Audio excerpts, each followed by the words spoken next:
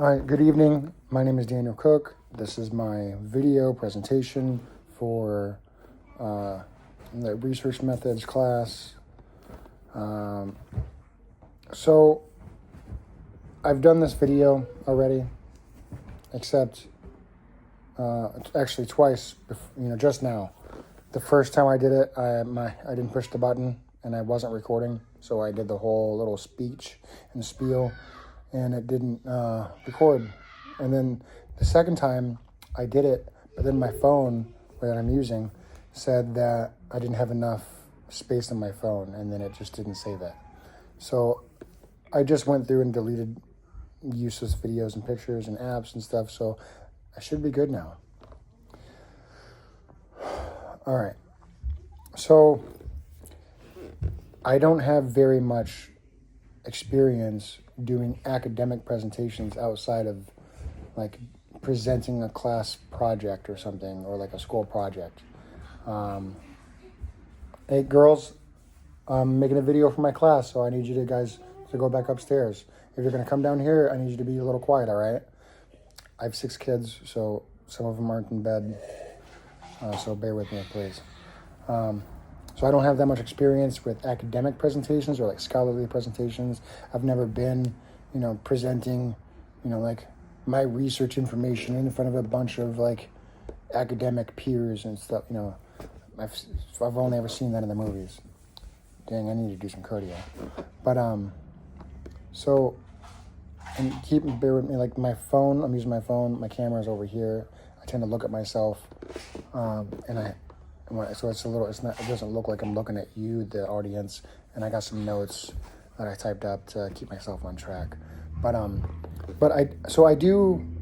have 15 years experience in the military and probably thousands of hours in front of people, teaching, instructing, mentoring, guiding, what have you. So I'm going to give you what I got based off of my experience. So here we go.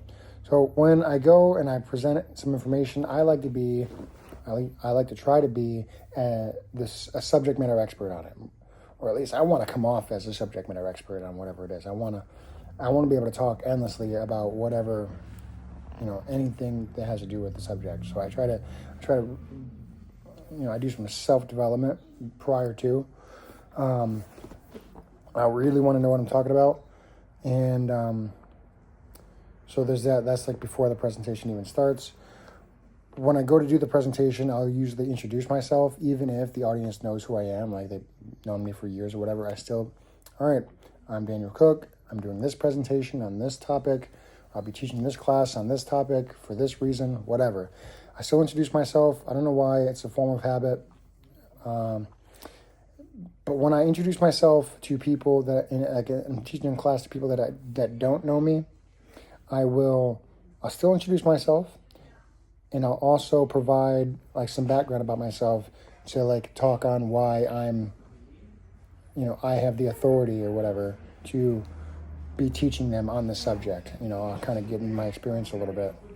So once I do that, I'll usually have a slide up for references. I'll let them take a picture of it, write them down, whatever, get that out of the way. Then I open up with a motivator. After the motivator would be something like from my experience. Sometimes I make stuff up. It's just the purpose of the motivator. But a lot of times, most of the time, 90% of the time, I'll use my own experience. So for example, I got to do a video for my class real quick. You're going to restart it now? No, it'll be like, no, I don't care. They'll be okay. But so I'll go back, for example, for a motivator, I'm teaching a class on like medical stuff, like combat lifesaver, first responder type stuff. I'm teaching them how to do a tourniquet or whatever it is.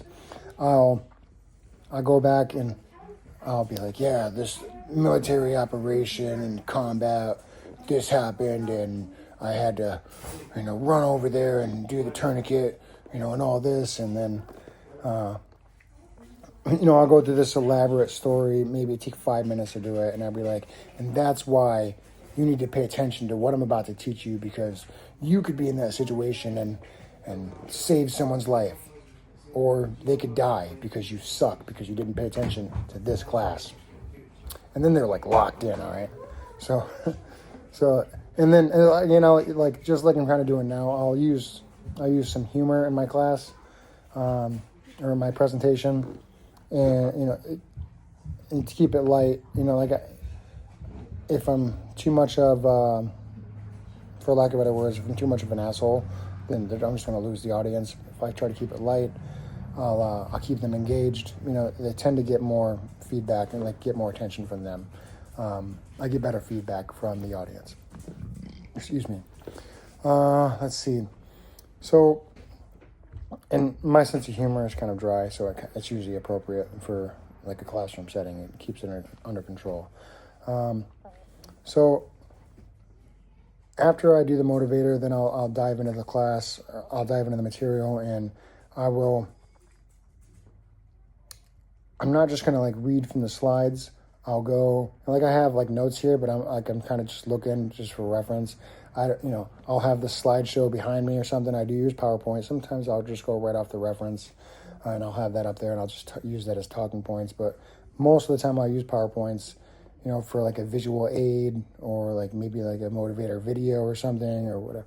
But it's usually just to keep myself on track. I don't have like full script PowerPoints, like 1,000 words per slide, because no one's going to read that anyways, and not even me.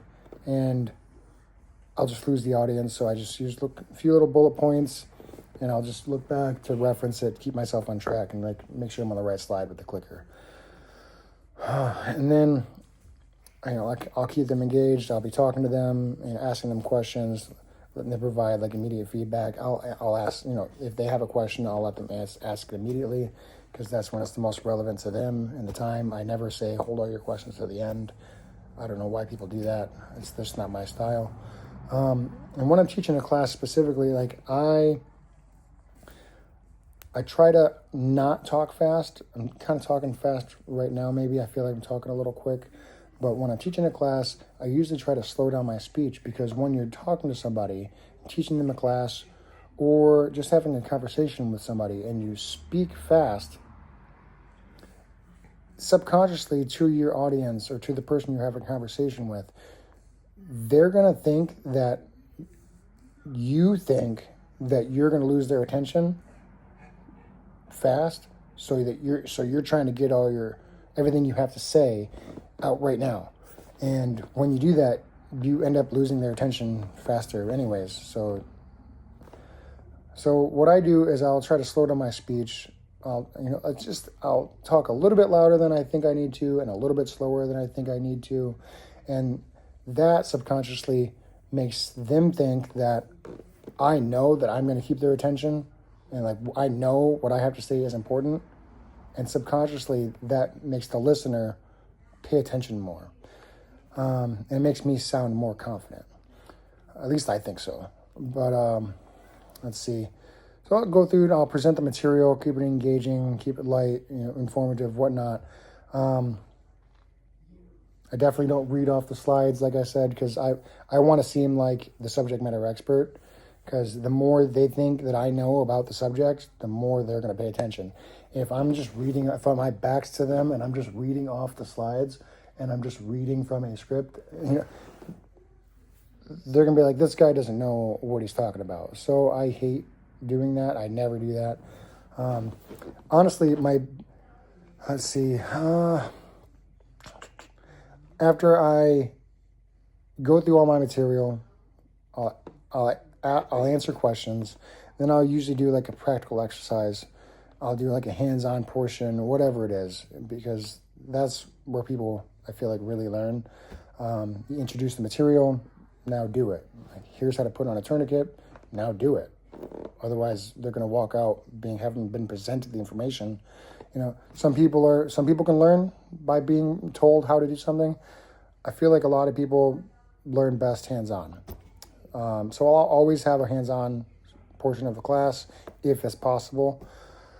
And then after the hands-on, I'll ask questions that came about from the hands-on portion. Like after they do it, they were like, hey, the windlass on the tourniquet, like how many times do you think I actually got to tighten this thing? And be like, hey, you can't do it no more, whatever it is, until the bleeding stops. So I'll answer like relevant questions from the hands-on portion. Then I'll do a check on learning. I'll ask for alibi questions, and then I'll close out the presentation.